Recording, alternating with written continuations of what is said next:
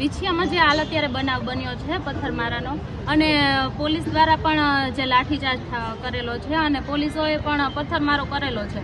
તો પોલીસો ઉપર કોઈ જ ગુનો દાખલ કરવામાં અત્યારે આવ્યો નથી અને માસૂમ લોકો ઉપર ગુનો દાખલ કરીને એને જેલમાં પૂરી દેવામાં આવ્યા છે અત્યારે, અને ખોટી કોઈ કલમો લગાવવામાં આવી છે. તો અમારા કોળી ઠાકોરના સમાજના પ્રમુખ જયેશ ઠાકોર, જે એમના માટે લડત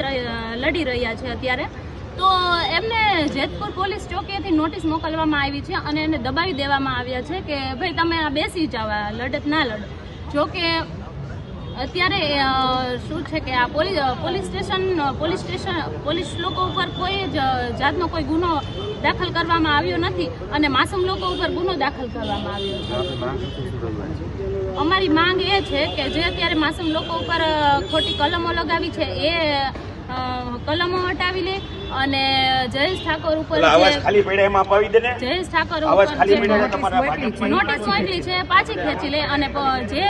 પોલીસ સ્ટેશનમાં જે લોકો પણ પથ્થરમારામાં હતા એ લોકોને સસ્પેન્ડ કરવામાં આવે. 5 દિવસ સુધીમાં જો કોઈ જ કાર્યવાહી કરવામાં નહીં આવે તો અમે ધારણા ઉપર બેસશું અને